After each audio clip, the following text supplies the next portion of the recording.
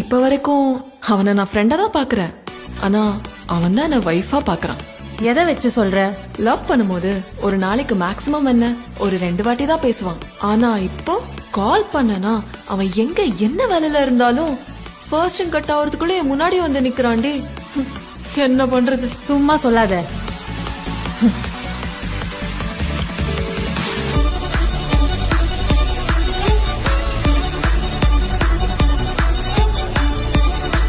Hi.